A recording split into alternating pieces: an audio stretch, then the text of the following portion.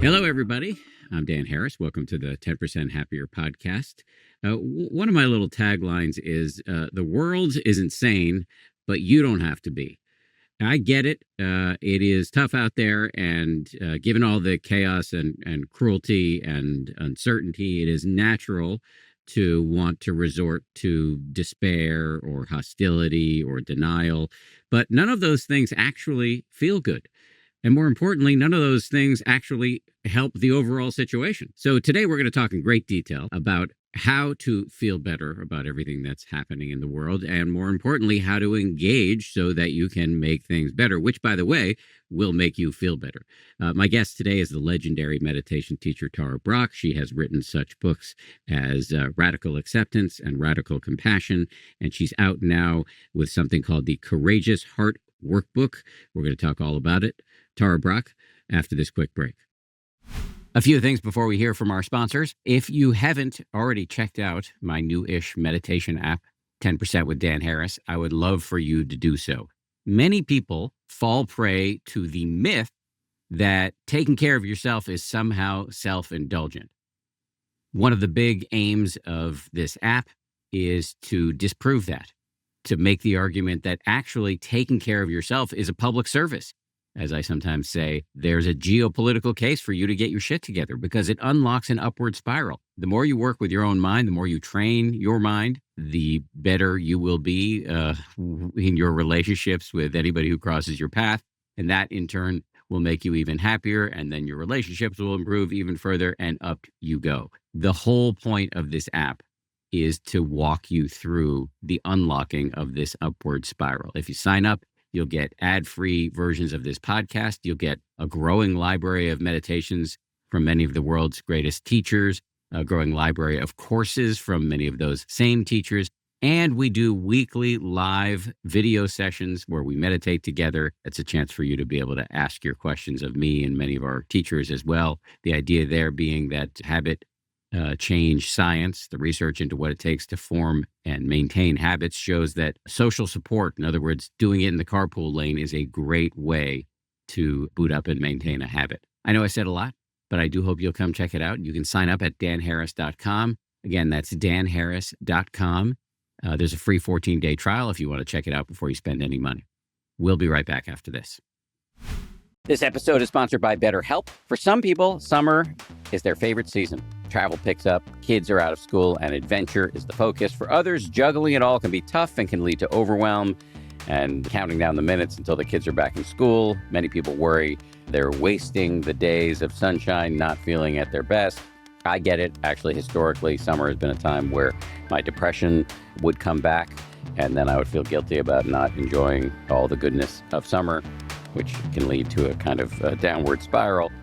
Therapy can be a great way to help you better understand what your needs are, to feel more confident about setting boundaries, to create a version of summer that actually feels good for you. With over 30,000 therapists, BetterHelp is the world's largest online therapy platform, having served over 6 million people globally. BetterHelp therapists work according to a strict code of conduct and are fully licensed in the U.S. You don't have to say yes to everything this summer. Find support in therapy. Sign up and get 10% off at betterhelp.com/happier. That's betterhelp.com/happier. Tara Brach, welcome back to the show. It is wonderful to be with you, Dan. Let me start by being a little bit of a pain in the ass. As you know, I'm a little bit persnickety about language. I have gotten a little bit less uptight about this type of thing in recent years. And yet, I'm going to channel the old version of myself on behalf of the skeptics in the audience. When you use a term like courageous heart, what does that actually mean? Because I think the old version of me might be like, that's a little twee. Well, I welcome your skeptical self. I kind of expect it, dear. Yeah, I would say the essence of a courageous heart is a heart that's willing to feel what's here. That's simple. That's there's a really beautiful inquiry that I use a lot on myself, which is, what right now am I unwilling to feel? And if I ask that, my attention goes right to whatever I was unconsciously and habitually pulling away from. So a courageous heart feels what's here to feel, because if we're willing to do that, We touch into vulnerability, we touch into tenderness, and we touch into caring and love. So I guess that would be the simplest way for me to put it. Yeah. So let me see if I can amplify it. So to me, just terms like I think terms like heart generally are tricky just for me, given my conditioning, and I will own just right from the jump that there's subconscious sexism that plays into that. Like words like heart are just hard for me to swallow sometimes. But really, what you're pointing at here is a baller move, a very, very hard thing to do, which is that uh, consciously or subconsciously, there are a lot of things going on in our mind and in our world and in our relationships that we just don't want to deal with. And a courageous heart is willing to look squarely at this stuff. Yeah, it's both inner, looking at what we don't want to feel inwardly, and also not turning our gaze away from the parts of the world that are struggling and that can feel amazing, deep, deep pain in paying attention, but willing to pay attention there too. Well, that leads me, because the natural next question is like, how do you do that? And that kind of leads me to a term you're using a lot these days that I find compelling, and I think might get us to, how we display the courage you're calling for. And that term is spiritual audacity. What does that mean? Okay, so the origin of that term, this is Rabbi Abraham Heschel. He was writing a letter to John F. Kennedy, and he said, "This historical moment calls us to respond with moral grandeur and spiritual audacity." And he was talking about the ongoing horror of generations, centuries really, of slavery. I love this term. I'll just have to say that I really love it. It's in times of spiking fear and violence like we have now, we need a kind of daring. And spiritual audacity includes that courage to feel what's inside and also just to sense what's really going on, the horror, the suffering outside. And it's a daring that comes from this deep caring. I mean, Rabbi Heschel really cared. He was passionate. He said, "I pray with my feet," which I think is great. So I love the term. And I know when I try it on, when I say to myself, well, what would it mean to have more spiritual audacity? In some way, it means not to hold back love. It means to be willing to forgive. It means to confront the forces that oppress our love and our spirit. So I think it's a powerful term, and it's useful. What it comes from, if we really want to look deeply, is a sense of presence and a sense of imagination. It's really interesting, the idea. I pray with my feet, right? That's his way of expressing his spirituality, and walking out there on the streets. Just to name that, I'm not somebody who explicitly prays. I don't believe in a God to whom you can petition, but this place is safe for people who do believe in that, and also safe for people like me who don't. And I think we can all express our beliefs, whether we describe that as prayer or not, with our feet. And it's a very compelling question to ask yourself. Like, what are you doing with your feet, with your body, with your time to move beyond bland exhortation into concrete action? And that is exactly the sentiment, that if we care, compassion includes action. And if I look at these last few years, I was with you a couple of years ago and talking about this kind of thing, about the bodhisattva path and about caring and about action. And if I had to say what has shifted, we have more extremes in our world than we did before. I think many, more than we imagined, the accelerated unraveling, right? The spiking fear and so on. And it can lead to aggression, anger, hatred. It can also lead to normalizing the destructiveness and numbing. I can watch both of those. And so the challenge is, how do we respond? Thich Nhat Hanh had this saying that just keeps going through my mind. He says, "This, my dear, is the greatest challenge. to being alive. He says, to witness injustice in the world, cruelty, suffering, and not allow it to consume our light, our love, our capacity to respond. So I feel like that's the danger of these times, that we get kind of paralyzed, that we can't respond. But the other side, and I'm also seeing this, Dan, in a really big way, and you can see it through history in our own lives, is that suffering, the suffering of the fear, what's happening, the violence, the division, the cruelty, it's waking people up. And it's waking people up in a way that it's stirring, outrage, but under that, a kind of grief and caring and acting from that, praying with our feet, so to speak. Okay, let me ask you a question. I'll preface this question by saying one of the great things about having retired from my long career as a news anchor is now I can actually say what I think. And I look at the world, and there are a lot of things, specifically with the Trump administration, that I'm horrified by: the just incredible corruption, the tsunami of lying, the wanton cruelty, as expressed in many forms, from cutting foreign aid to internal immigration actions, the undermining of the rule of law, which is perhaps the thing that concerns me the most. And then just overall in the country, just the and this is global, the extent to which our fractured media environment, fueled by, I think, bad incentives from social media algorithms, drive people apart with ruthless efficiency. I could also talk about unnecessary wars, and on and on. There is a lot of shit to worry about. And in the face of this laundry list of things to worry about, do you, Tara, never feel like, you know what, I'm going to look away? Like, just in the name of self-preservation, I can't deal with this. I've got my own life to attend to. I need to look away. I don't know if I say it to myself. I think I do look away. And I don't think looking away is a problem unto itself. I think we all need ways of nourishing our hearts and psyches. And now I'm very self-conscious when I say the word heart, so I have to. No, please don't be. Please don't be.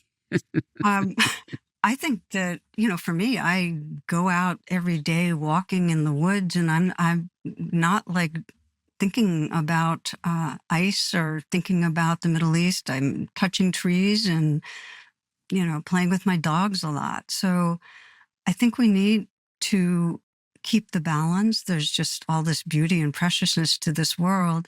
And if we look away in a continuous way from the parts of our larger earth body and being that are in trouble, we're cutting out a part of ourselves. We are numbing or dimming a part of ourselves. It's part of our wholeness to feel our belonging to it all, to life, and to respond. I mean, I often think of it in the very used metaphor of, we're on this boat and the boat's tilting and sinking, and some people are experiencing it more intensely than others. I mean, those of us with more privilege, we're not as proximate to the violence, and the boat's sinking, and everybody else on the boat is part of us. And so the trainings I most value are the ones that wake us up to the truth of that belonging, and that everybody matters. I often think of conversation I had with Father Greg Boyle, who I know you've had him on the show, who really embodies the spirit of spiritual audacity and sensing that we're all in it together.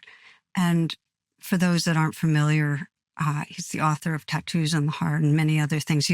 He's known for his work with LA gangs, creating homeboy industries. This amazing community of loving, trusting, healing beings made of these young people with history of huge violence. They were rivals, killing each other's friends and family. So my inquiry to him, what made it possible? How did the people on the boat all get together and together hold hands and start scooping out the water and helping each other? So he described this. He said there's two unwavering principles that guide our community. And he said, one, everyone is unshakably good, no exceptions. And the other is we belong to each other, no exceptions. And then he said, now, do I think all our vexing and complex social dilemmas would disappear if we embrace these two notions? Yeah, I do. I do. And, because it's true, if we really know our belonging, if we sense that there's one spirit underlying, we're naturally going to respond for the greater good. So you ask, what do I ever turn away? Absolutely turn towards other parts of life. And to keep remembering that those that are more vulnerable than I am are part of me. And it makes a difference. You said a lot there, but there's one thing I'm just going to zero in on, and I think you'll like how I say this. It's subtle, but if you're paying attention, armoring up, shutting down your heart, so to speak, doesn't feel good. It doesn't feel good. We can't truly be at home because we're living in, I call it a trance. It's a sliver of reality. We're not occupying the wholeness of who we are. And the wholeness of who we are means that we really get that we don't exist separately. It's an illusion. I mean, our well-being can't be separated from others. Like, here we are right now, Dan, you and I are talking, and our inner experience is entirely related to the energy and actions of the other. I mean, if you're anxious or irritated or over cynical or whatever, or if you're warm-hearted and open, it affects me, And so we truly get 10% happier. If we do, it's because we're 10% more awake to the truth of our belonging. No exceptions. We're 10% more caring because we know our belonging. By the way, I have to tell you that I plan to say that. Wanted to bring in that 10% then, Well, thank you for staying on brand. I appreciate that very much. Do what I can, Dan. Let's press on that for a second, because this is something that I struggled with for a long time. Now I'm not speaking as somebody who's stubbornly skeptical. I mean, just didn't understand the concept you were just pointing to right there, interconnection. Like the idea that other people's lives, like I certainly was not a fan of injustice, and I spent my journalistic career trying to expose and uproot it. But I don't know that viscerally I really understood the whole idea that no one's free until everyone's free, that kind of thing. And so maybe you can articulate it in a way that is concrete. Well, first, maybe just to say from an evolutionary perspective that our default and our huge patterning is to perceive ourselves as separate. And even if we have some conceptual understanding of interdependence, I can say for myself, I've had many moments through meditation or through psychedelics or through nature of having the separateness fall away. And really those deep ahas, and I know many people have had them, that we're all part of each other and love is what it is. And daily, there's a shrinking back into that trance of this bubble of self who's concerned with, protecting and defending the self and furthering the self and succeeding and failing and so on. So it's no surprise that interdependence is just conceptual. I mean, we're in this super individualistic society, and it impacts all domains of life, including spiritual life. I mean, I remember an issue of Tricycle where it had a cartoon with Buddhist personals, and it said, "Tall, dark, handsome Buddhist looking for himself." And you could just see it all, that it's Buddhism has been translated in an individualistic way, and practitioners get drawn to practices or life hacks that bring our personal ease or well-being, sleep, inner freedom, and but it reifies a self that's on a path looking for its own healing and freedom. And that is not a mistake. It's part of our evolutionary makeup that we have a primitive part of our nervous system's designed to perceive a separate self and do whatever we can to protect. aggression towards others, and to enhance when we feel deprived, grasping. It's a part of us. And more recently evolved brain actually allows us to see beyond that separation. We have the kind of a whole part of the brain dedicated to perceiving connections with each other, so that as I tend to you, I can sense a bit of like how you might be feeling and sense what it's like to be you and feel compassion. And I mean, bottom line, to begin to operate more from we than from I.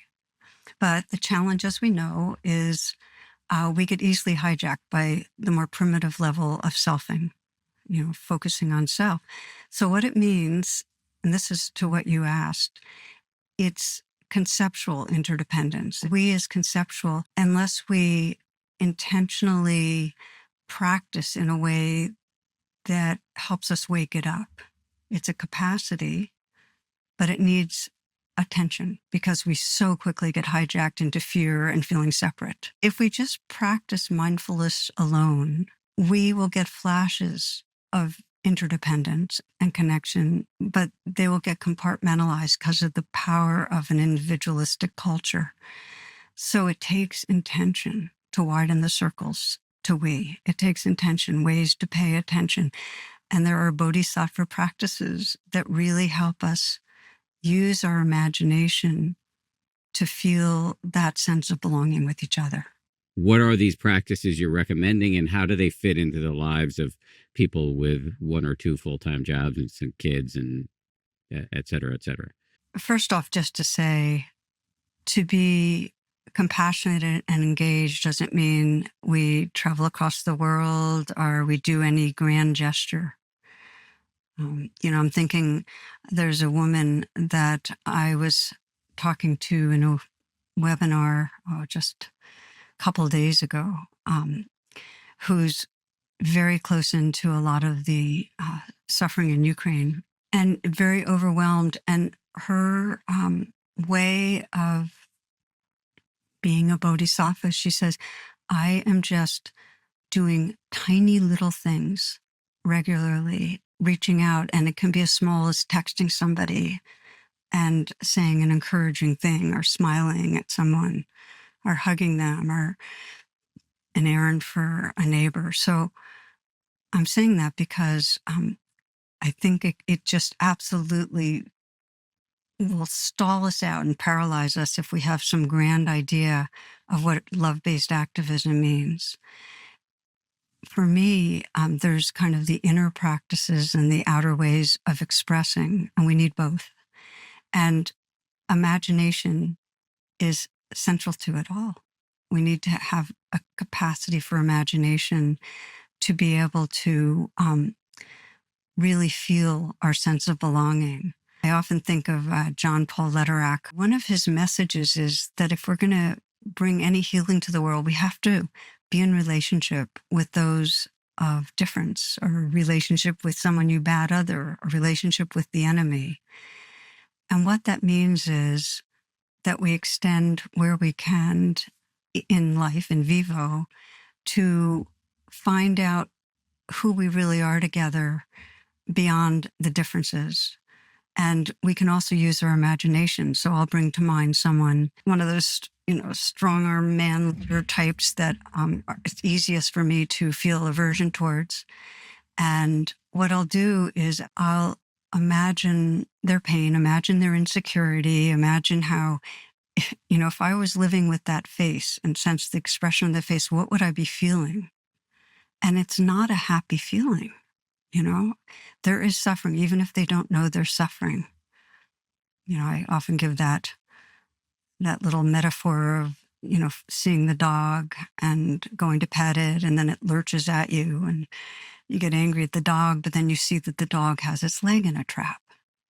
It's like, can we see how others have a leg in the trap? Can we be in relationship with them in a way that we start seeing that, sometimes through our imagination? And he also talks about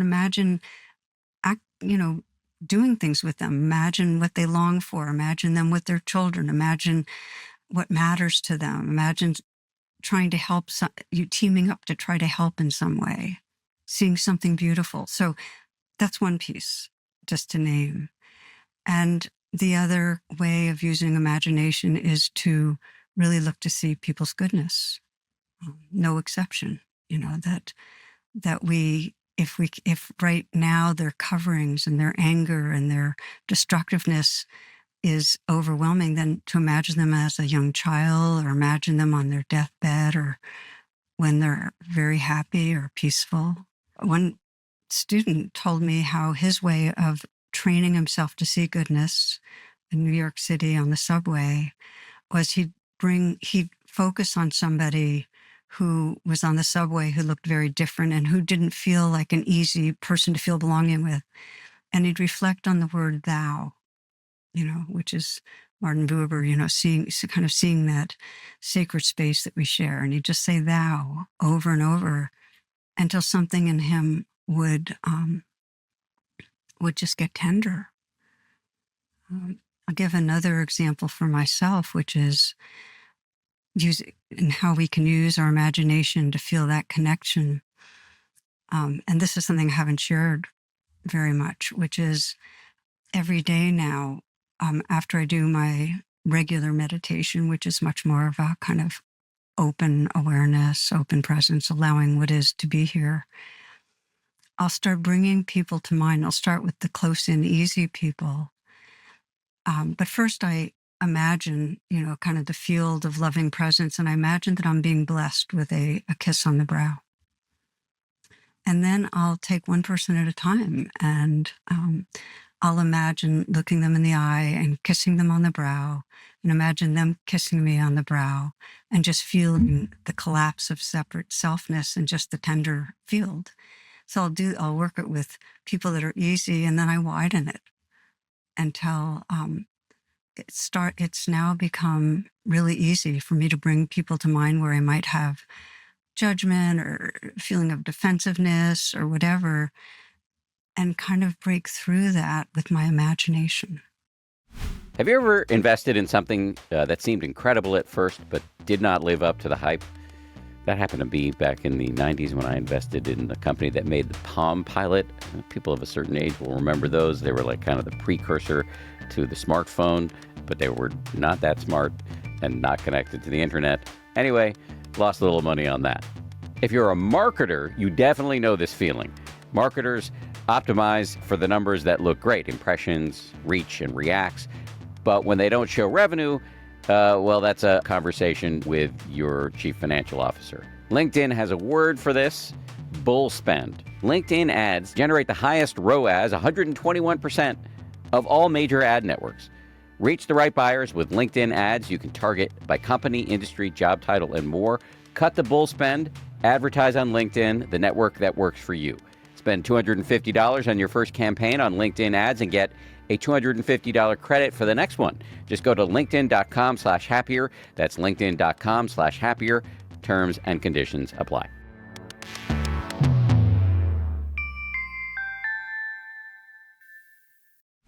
Okay, I have a bunch of things to say. Do you mind if I get on the soapbox for a second? That's why I paused. I was waiting. I was welcoming it. Please come forward. This is not going to be a skeptical line of inquiry. This is going to be me just giving full-throated support to everything you just said.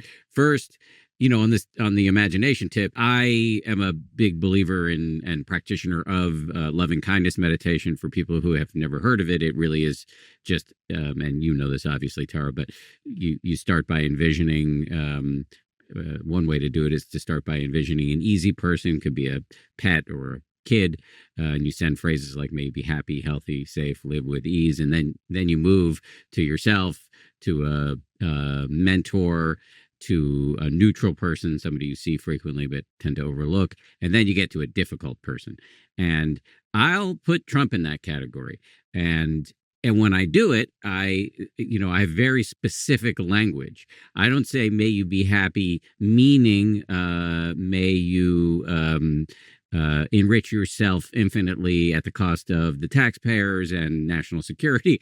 May you succeed in all of your plans with which I disagree. I mean, may you be happy, because happy people tend not to be assholes. And same with people who feel safe, and same with healthy people, and same with people who live with ease. They tend not to be aggressive and obnoxious and destructive. So that's just one thing to say. The second thing I wanted to say to have your back on all of this is that this is not weakness. That because there is, and I get it, this desire to push back on what you're calling love-based activism as weak. Well, that's not what's needed right now. This is what's gotten us in trouble in the first place, is all too much namby-pamby love stuff. But being motivated by hatred and aggression on the level of the brain makes you less effective. Love does not mean you're inviting your enemies over for dinner or giving them a free pass or you're being a doormat. It just means you are not miserable, which isn't helping anybody anyway. Okay, so now I'm going to shut up and see if you agree with everything I just said there. I totally do. I mean, the whole idea of choosing love is not just that it sounds nice. It's really our opening to a more evolved potential. And for me, one of the key pieces of that is, again, Gregory Boyle, is to be able to use our imagination to sense what's possible in others. I mean, I think as long as we can sense the possibility in others for goodness and the possibilities in our world, it doesn't mean that it's going to happen, but it means that we're part of whatever healing is possible. And one of my heroes, John Lewis, is, most of you know of, long-lived civil rights leader, congressman, African-American, lived through decades of racial violence. So he told a story. And it was about over 65 years ago. He was talking about how he and a colleague were beaten with baseball bats by a group of white men, and they didn't fight back. They didn't press charges. They treated their wounds and continued their work, which is nonviolent resistance. Okay, so about 15 years ago, one of those attackers, his name was Elwyn Wilson, he walked into Lewis's Capitol Hill office with his son, and he said, I'm the man who beat you and I want to atone. Will you forgive me? And so Lewis said, I forgave him. We embraced, he and his son and I, and we all wept. And then we talked. And then as he's finishing telling the story, and he says this quietly, almost to himself, he says, people can change.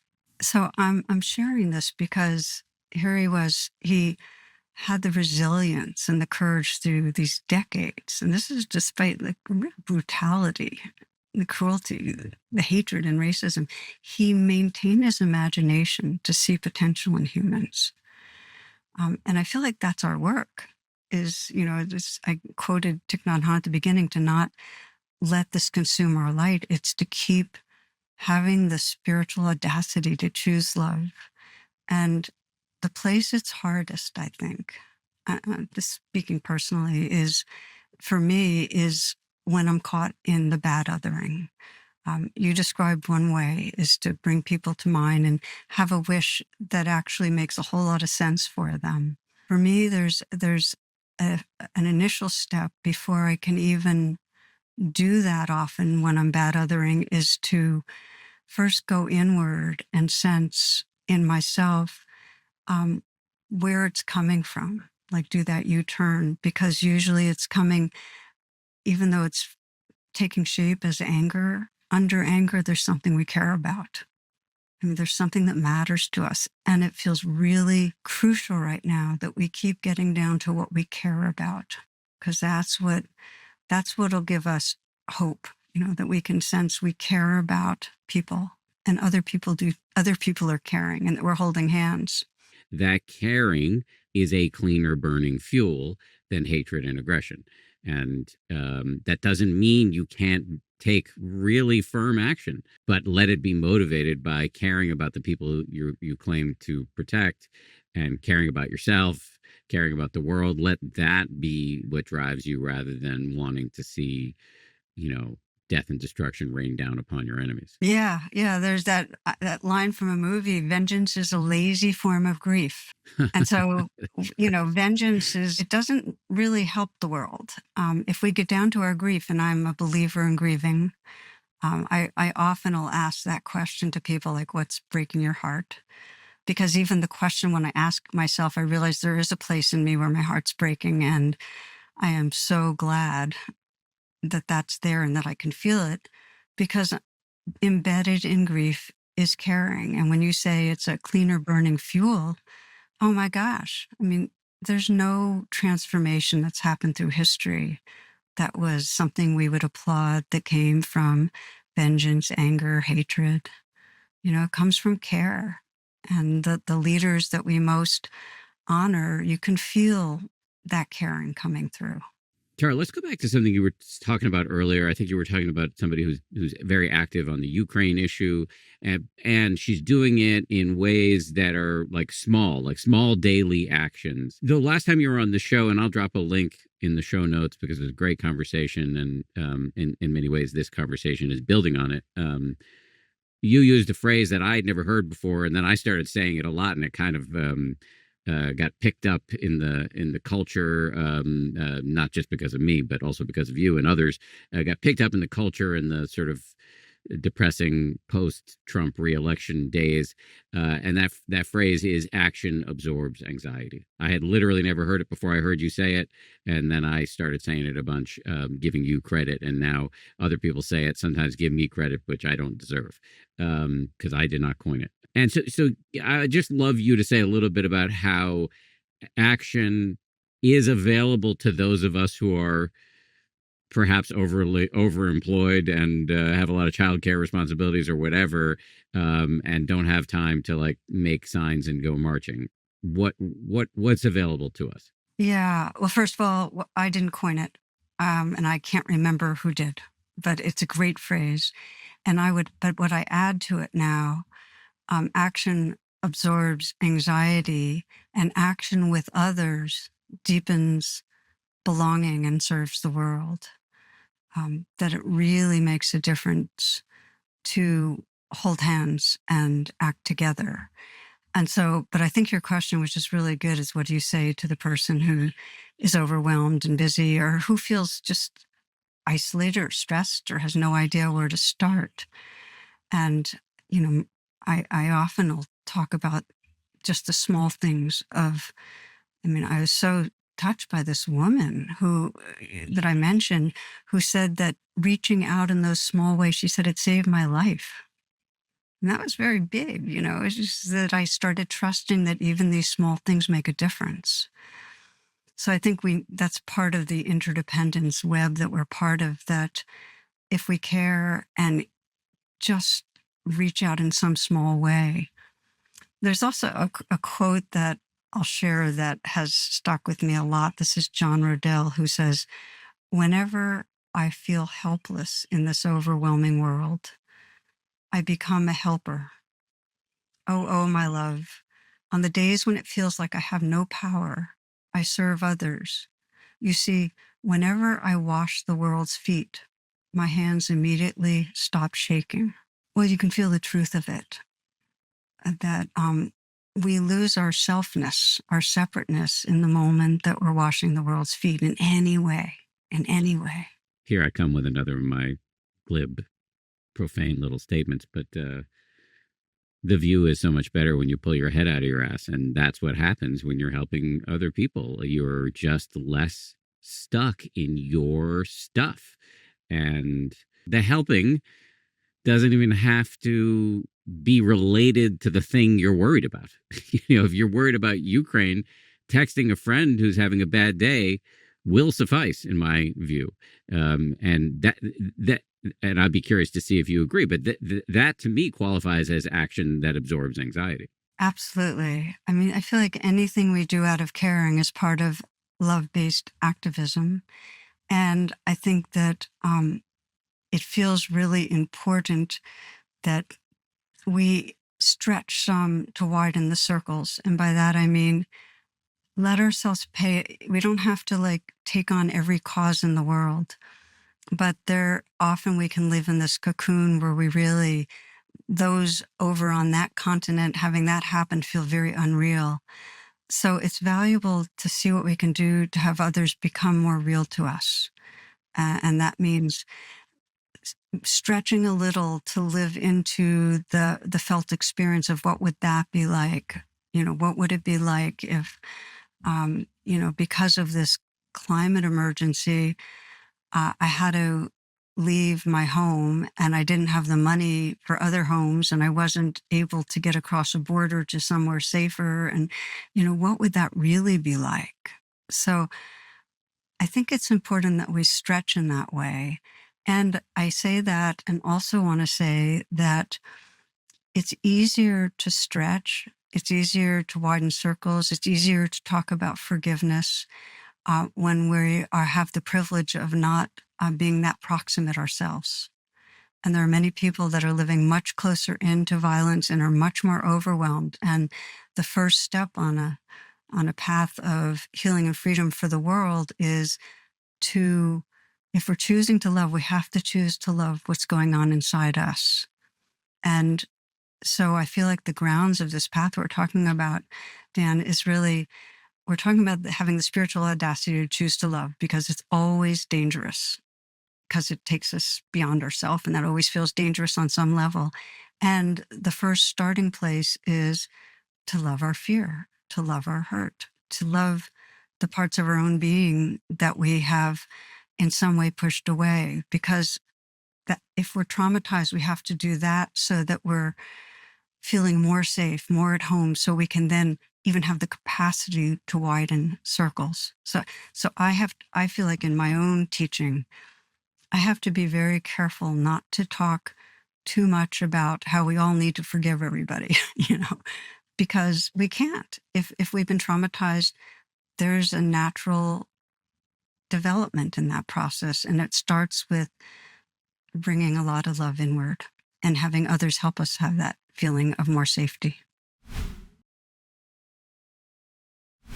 Can you say a little bit about how practically we can learn to love our own fear, our own hatred, our own whatever is dogging us? Yeah, well, maybe to just go back to that I said earlier, to have, first of all, the understanding that if there's a part of ourselves that we're not opening to, it's there. And the feeling of not opening to it, what it does is it locks us in some undercurrent of anxiety and tension and not being at home. So Carl Jung always talked about that our suffering comes from the unseen, unfelt parts of our psyche, and it just feels true. So that's the first. It's just some intuitive understanding that if I don't open to what's here, I'm going to be imprisoned in a certain way, and I won't have full access to the joy and the love. So once we're motivated to have that, and again, it's spiritual audacity, that courage to choose to love, then the practicality is and I often use rain for this because it's so useful, is to recognize the way those parts are expressing themselves in the moment. It might be that we're constantly judging other people, or blaming other people, or we're constantly judging ourselves, or we're always postponing things, or whatever shape it takes, just to start where we are. That's the entry point. Wherever we are, that there's some hint of suffering, we start there and name it in some way and let it be there. I always encourage people to use the message, this belongs, because just like a wave in the ocean, it is here. It's reality. So reality belongs. And any effort to push away or judge or not pay attention denies reality. We're at war with reality. So the first two steps are to name the suffering as it arises. And I use blame a lot as an example because so many of us are, caught in anger and blame. And then to say, okay, this belongs. And then to begin to really investigate. And it's very somatic. I mean, the mistake most people get into is to do a kind of mental investigation of he said, she said, I shouldn't, I didn't. Feel it in our bodies. it helps to say, well, what am I believing when this is going on? Just to get a little more sense of the limiting thought that's containing us. But go into our body and feel it. And here's a trick I use a lot. Because most of us are pretty dissociated from our bodies, and there's that saying, our issues are in our tissues, and we have to feel what's here to be able to really open. The big question is, well, how do I get into my body? And what I found helps is, let's say under blame is a feeling of personal failure or inadequacy or shame or not okayness, to make the facial expression that you think approximates that, and to take the posture and play with this. This is psychodrama. It's expressive therapies, but it works. It works. It's an outside-in thing that works. Actually make the face and feel the feeling behind the face, because the vagal nerve runs through the face. It gives a lot of information.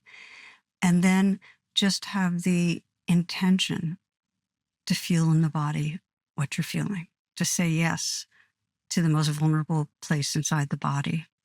So that's the way of getting in and feeling feelings. And the healing comes when we sense what that place needs. It's often a place that feels unloved or unworthy.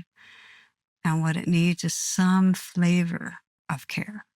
And we can kind of be in dialogue with the parts of ourselves and find out what's the flavor. And then I put my hand on my heart, try to offer it. And if we can't offer it ourselves, don't be shy about invoking or imagining, because this is imagination again that works, any source that you wish you could get that affirmation from, any source, imagine it. Like if it's the mother you didn't have, imagine that mother, If it's formless light and love, imagine that. If it's your dog or if it's a tree, just bring it up and then sense what you needed coming through. Because what I have found is when we can really say yes to the feelings and offer some care, there's a enlarging of being. We're occupying a larger sense of who we are. And we're living from a larger truth. It's like more true, the space of compassion and presence, than any story that we were caught in. So I hope that's helpful. I know it's a little abstract when I give the directions in that way, but I hope that gives a feeling for it. No, it's great. I'm going to say it back to you to make sure I've got it, and of course, by extension, to make sure that the viewers and listeners have it. Is that cool with you? Please. You mentioned RAIN. That's an acronym, RAIN, that was first articulated by a Dharma teacher named Michelle McDonald, but popularized by you over many, many years, and to great and very helpful effect.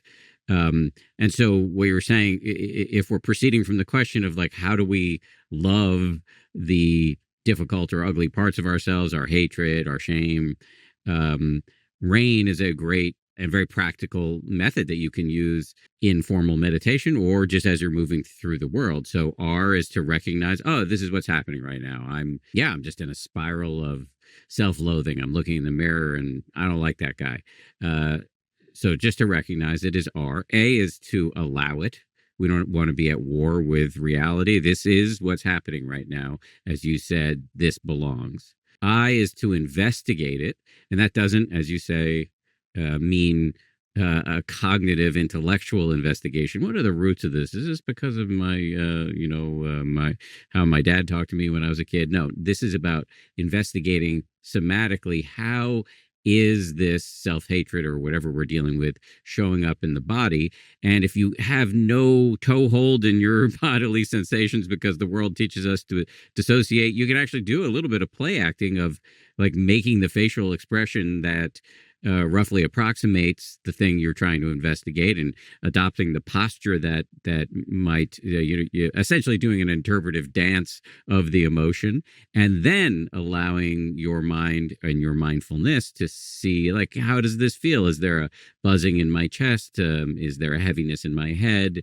Is there a feeling of an anvil in my stomach. So you're just checking it out. And by checking it out, it loses some of its solidity. You start to see that it's made up of a fluxing gumbo of sensations. And then N is nurture. There are lots of ways to talk about N, but and nurture is one of the most common ones. And what you were recommending is like to talk to that part of ourselves that is the difficult part that we're trying to work with. And if we can't summon something useful and constructive to say to that part, well, we can enlist help from somebody in our world. So maybe it's me imagining my cat Ozzy, who loves me and jumps up on the bed and licks my face in the morning, is saying, bro, that hateful part of you is actually just the organism trying to protect itself. Like, it's not awesome, and we're not trying to give permission to it, but we are trying to peacefully disarm it through seeing that it is trying to help you. How did I do as a rough summation there? You did great. It really was great. And what I there's some things I particularly liked, which is that the more you pay attention in this way, the less you're identified. And that's just what happens. And the N of nurture, it's not so much of a cognitive message as an energetic warmth that we intend to let in.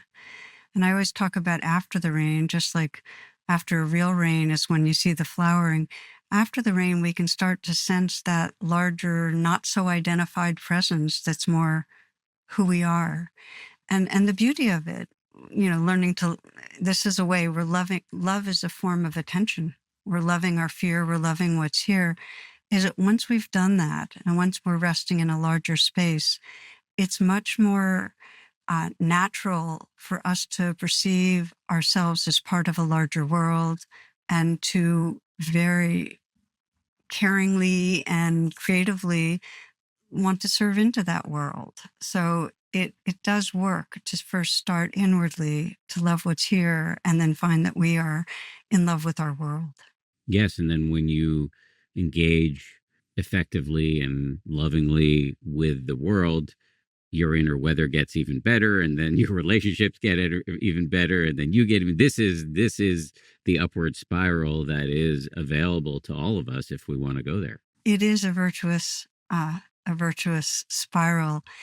One of the illusions I do want to name, because we're talking a lot about feeling a larger belonging and serving into our world, is that it's an illusion that we're a separate self trying to help.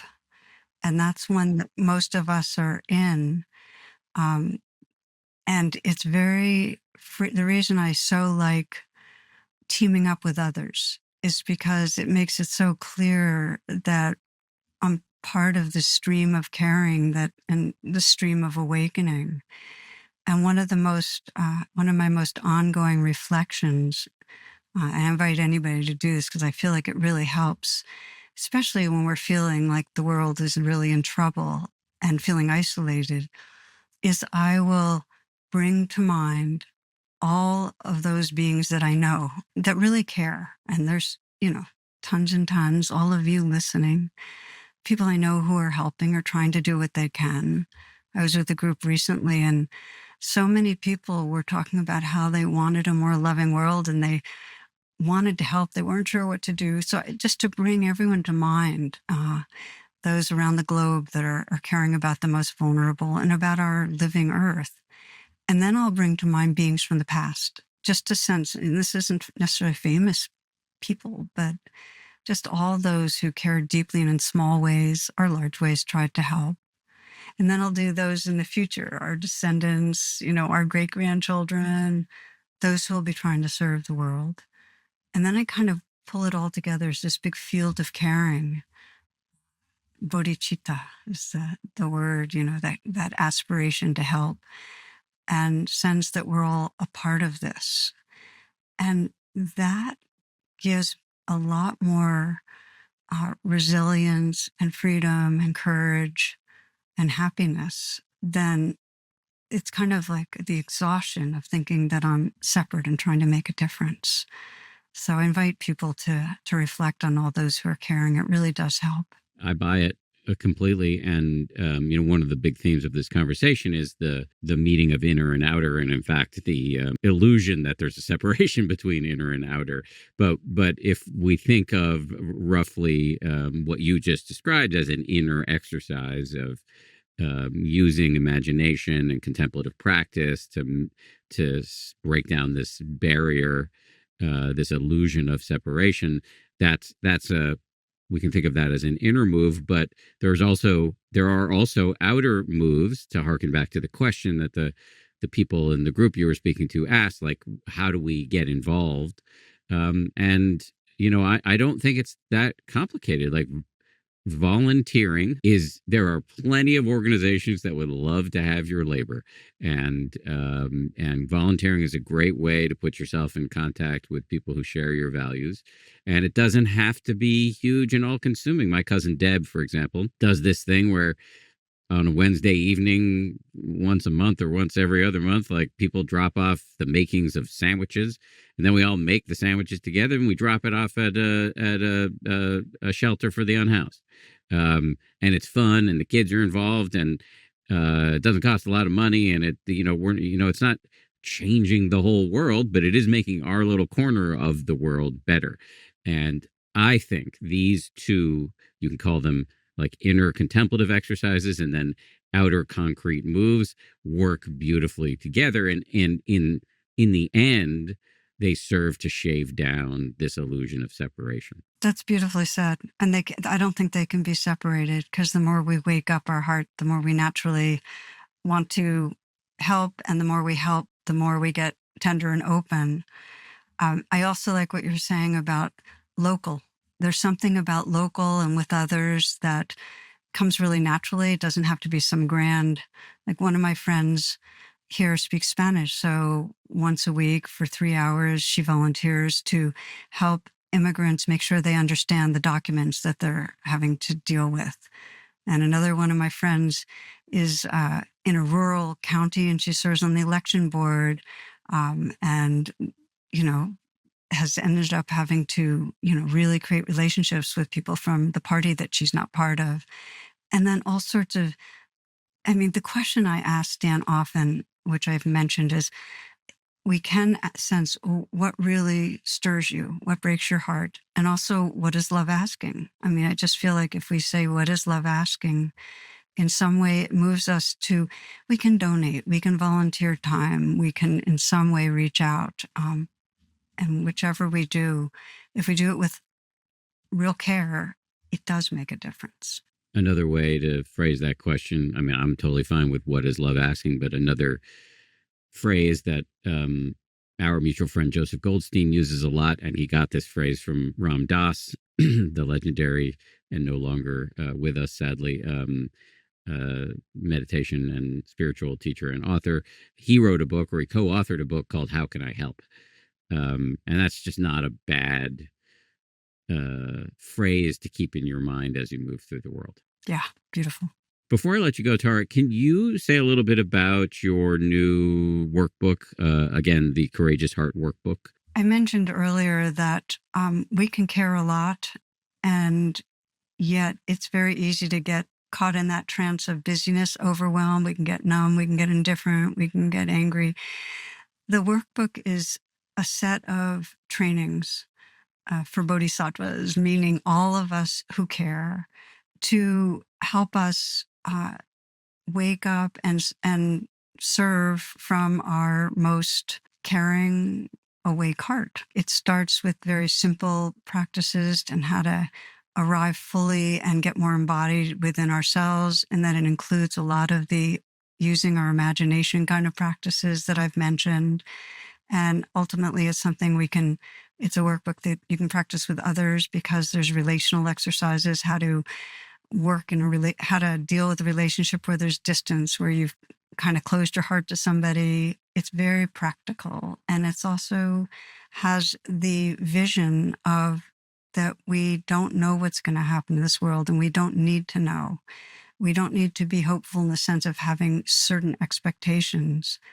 But if we keep open to what's possible, to humans realizing and living more from their goodness, we can serve into that. And that's all that matters, is that today, tomorrow, we take those steps that can be helpful and see what happens. Well said. Is there anything you were hoping that we would get to that we have failed to get to? No, this has felt actually really complete, and I've loved the way you've grounded things and what you've added in. I actually took some notes. Well, thank you for saying that. I appreciate it. And thank you for making the time to do this. It's always such a pleasure to talk to you. I feel the same, Dan. Thank you. I want to thank everybody who worked so hard to make this show. 10% Happier is produced by Tara Anderson and Eleanor Vasili. Our recording and engineering is handled by the great folks over at Pod People. Lauren Smith is our managing producer. Marissa Schneiderman is our senior producer. DJ Kashmir is our executive producer. And Nick Thorburn of the band Islands wrote our theme. Also, one quick ask before I let you go. Head on over, please, to danharris.com to sign up for my weekly newsletter. Every Monday, I drop a little bit of goodness into your inbox. Mondays, especially Monday mornings, can be super stressful.